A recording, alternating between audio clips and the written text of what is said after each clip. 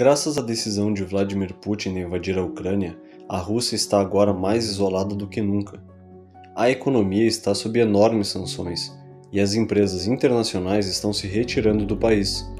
A imprensa nacional está sendo ainda mais restringida do que o normal, sendo veiculado apenas aquilo que está de acordo com a linha do governo, que em boa medida se resume a nacionalismo e teoria da conspiração sobre a realidade na Ucrânia. Porém, está se tornando cada vez mais difícil para Vladimir Putin disfarçar as dificuldades que está tendo no conflito. Nesse curto espaço de tempo, ficou evidente o seu erro de cálculo na avaliação do cenário geopolítico global. A combinação das respostas dadas pela Ucrânia e pela OTAN, aliadas a uma posição não tão firme de Pequim no conflito, tornou a situação russa bem mais complexa e desafiadora. As grandes perdas no campo de batalha, combinadas com as fortes sanções econômicas e o isolamento diplomático em escala global, fazem com que a Rússia procure uma saída digna do conflito em que se meteu. Para Putin, tudo o que importa agora é que ele seja capaz de declarar vitória perante o seu público, com alguns ganhos territoriais e políticos estratégicos. Porém, como ele fará isso? Visto os enormes custos que essa guerra já causou e seguirá causando à Rússia por muito tempo. É isso que veremos nesse vídeo.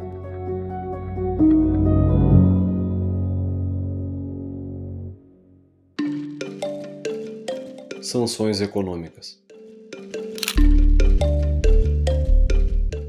Logo após a invasão russa da Ucrânia, o Ocidente aplicou uma série de sanções ao país de Vladimir Putin, sendo a mais significativa delas o corte do Banco Central da Rússia dos mercados internacionais. Como resultado, a Rússia está sob forte risco de inadimplência e descontrole de suas finanças internas. As sanções agora aplicadas foram originalmente destinadas a servir como impedimento e fator dissuasório para Putin. Desde o início das tensões, meses atrás, o Ocidente já havia elaborado as sanções que a Rússia enfrenta atualmente.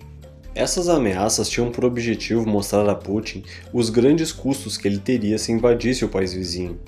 Contudo, Putin decidiu que empobrecer o povo russo é um custo que ele está disposto a pagar em sua busca para subjugar a nação ucraniana. Como foi visto, Putin não foi dissuadido pelas sanções. Ele invadiu a Ucrânia independentemente da ameaça de severas sanções, com um nível de determinação que superou as expectativas de quase todos os observadores, incluindo muitos da elite russa. Atualmente, o banco JP Morgan prevê que o produto interno bruto da Rússia contrairá 12%. Já o Instituto de Finanças Internacionais alerta para uma contração de 15%. Alguns especialistas ainda alertam para um potencial colapso de 30%. Espera-se que os padrões de vida russos caiam para níveis vistos pela última vez na década de 1990. Vários analistas acreditam que as sanções podem trazer a paz, servindo como um instrumento de mudança de regime. No entanto, elas têm um histórico extremamente ruim nesse quesito. Basta olhar para os casos do Irã, Venezuela ou Cuba. Mesmo que as sanções não devam ser consideradas um instrumento para promover a mudança de regime, isso não quer dizer que devam ser levantadas sem qualquer mudança de política do Kremlin. Embora as sanções não tenham detido Putin, revertê-las enquanto as forças russas permanecem na Ucrânia enfraqueceria para sempre a ameaça de tais sanções futuras, tornando-as um impedimento ainda menos eficaz. Elas podem não convencer Putin a encerrar seu ataque à Ucrânia, mas terão consequências de longo prazo para a Rússia e seu povo. As sanções tecnológicas paralisarão a indústria militar do país, e as sanções ao seu Banco Central significam que o potencial da Rússia para ser um participante significativo na economia global foi seriamente prejudicado.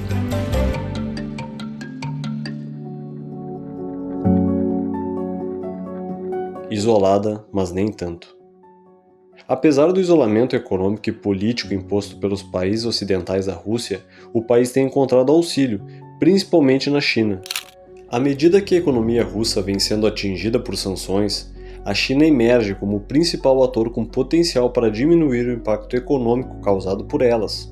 Contudo, conforme cresce o isolamento internacional de Moscou, começam a surgir crescentes sinais de que a disposição de Pequim de auxiliar seu parceiro estratégico pode não ir tão longe assim. Mesmo que Pequim tenha se recusado a classificar o ataque do presidente russo à Ucrânia como uma invasão e tenha condenado as sanções impostas pelo Ocidente, as instituições financeiras estatais chinesas vêm aos poucos e de forma discreta se distanciando da economia russa.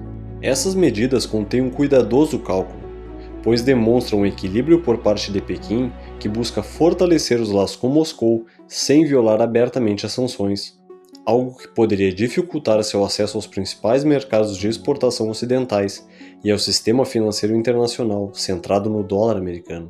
Recentemente, Putin conversou com o presidente chinês Xi Jinping em Pequim, onde os dois líderes declararam que a amizade entre seus países não tem limites e não há áreas proibidas de cooperação. Dessa reunião resultaram uma série de acordos comerciais, incluindo a assinatura de um contrato de 30 anos para a Rússia fornecer gás à China, por meio de um novo gasoduto. O comércio da China com a Rússia subiu para 147 bilhões de dólares em 2021, segundo dados da alfândega chinesa. Embora tenha aumentado 36% em relação ao ano anterior, esse número ainda é apenas cerca de 1/10 do volume do comércio combinado da China com os Estados Unidos e a União Europeia. Mesmo que se espere um golpe significativo na economia da Rússia, as sanções pouparam em grande parte a lucrativa indústria de energia do país, devido a temores de danos colaterais aos países ocidentais. A Rússia, o terceiro maior produtor de petróleo do mundo e o segundo maior produtor de gás natural, fornece cerca de 40% do suprimento de gás natural da Europa. O economista Gary Ng afirmou que o atual regime de sanções dá à China um espaço considerável para continuar o comércio legítimo com a Rússia. Com o apoio da China, a pressão sobre a Rússia definitivamente será menor, principalmente pelos vínculos financeiros. Isto é especialmente verdade porque a Rússia está isolada e a China é o único país com tamanho econômico significativo que pode oferecer ajuda. Resta saber agora até onde a China está disposta a ir para manter essa aliança com a Rússia, atualmente a maior pária do sistema internacional.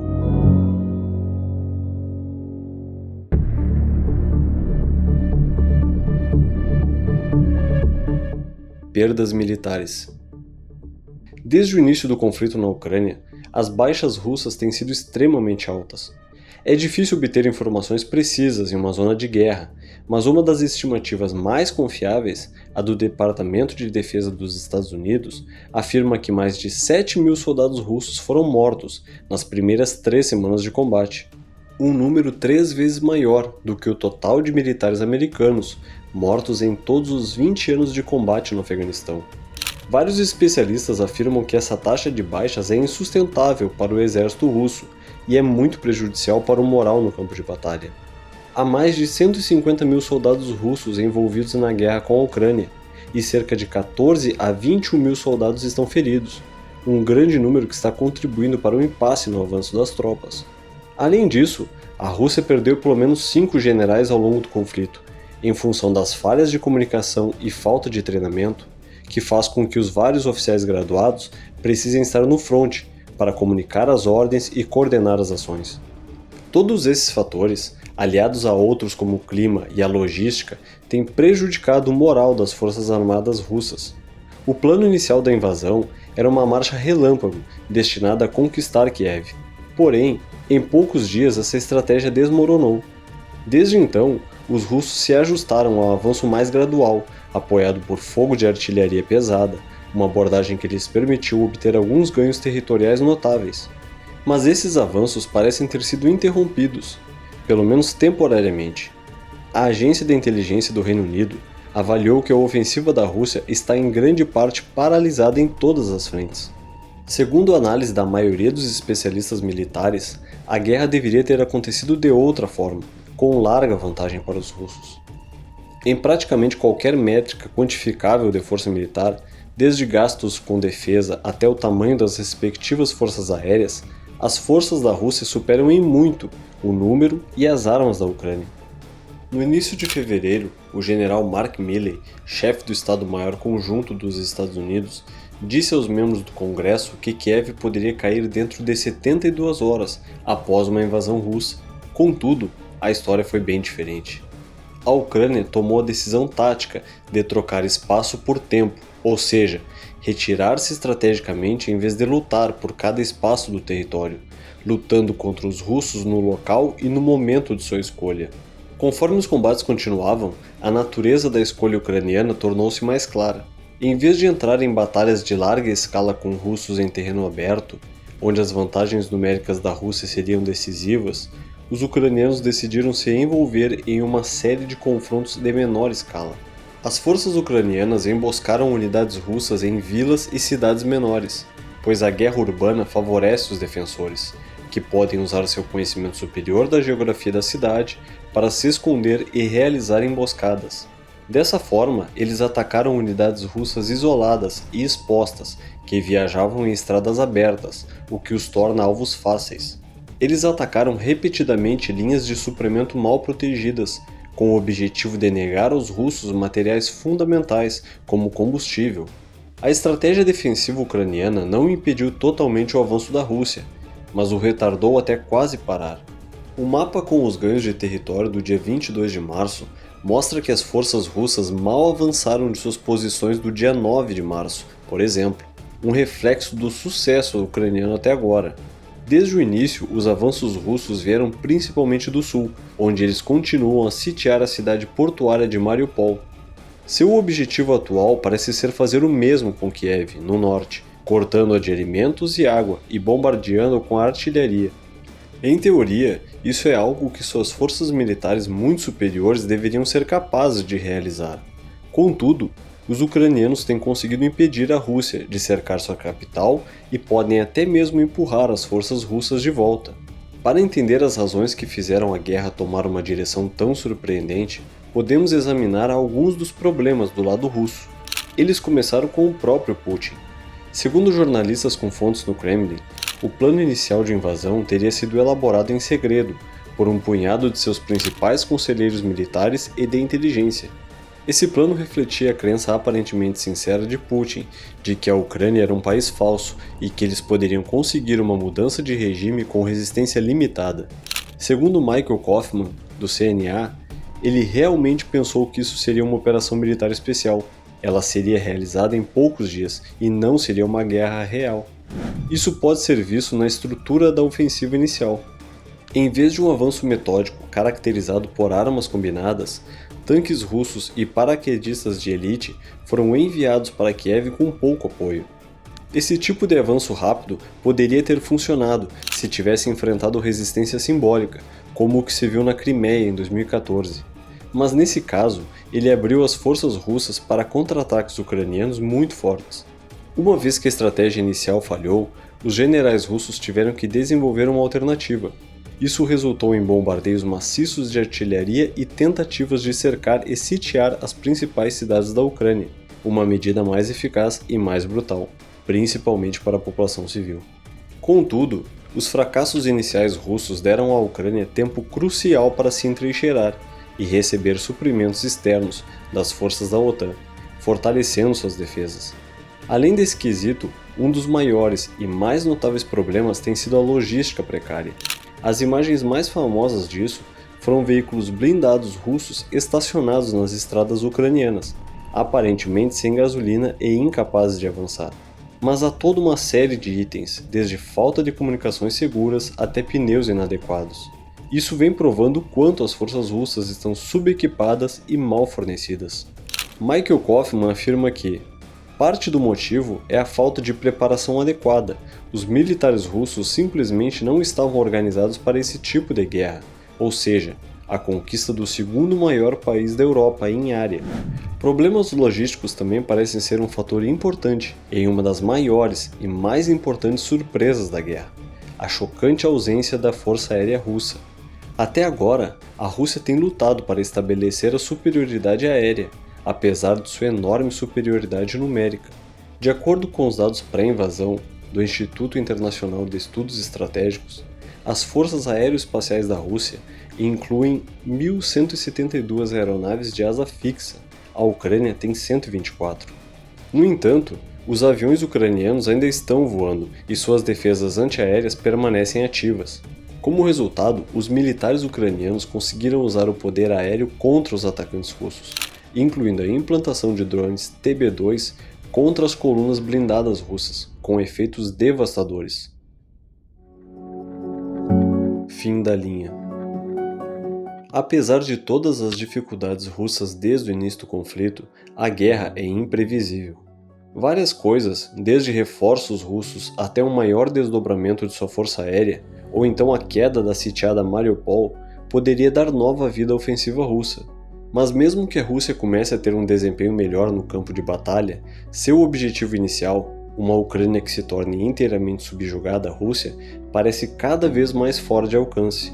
A incapacidade de derrubar Kiev rapidamente, juntamente com a forte resistência e o crescente sentimento nacionalista entre os ucranianos, torna difícil imaginar a Rússia instalando, com sucesso, seu próprio governo em Kiev.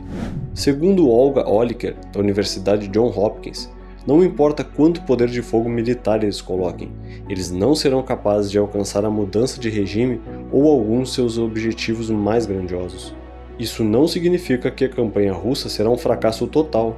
Dependendo de como for o resto da campanha militar, é possível imaginá-los extraindo concessões políticas significativas de Zelensky nas negociações de paz em andamento. Se mais cidades importantes como Kiev, Kharkiv e Odessa forem submetidas ao tipo de cerco que Mariupol está enfrentando atualmente, os russos terão muito mais poder de negociação. Mas se as tendências militares atuais se mantiverem, são os ucranianos que ficarão com as melhores cartas.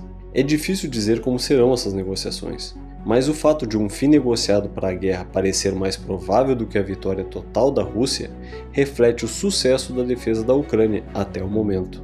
De qualquer forma, a Rússia se colocou em uma posição muito frágil perante o sistema internacional, com forte dependência da China, e isso deve se manter, pelo menos enquanto Putin seguir no poder do país.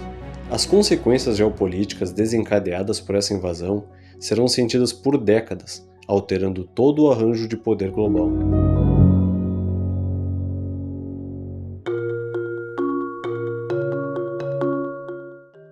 Então é isso, pessoal. Comentem aqui embaixo como vocês acham que esse conflito irá terminar.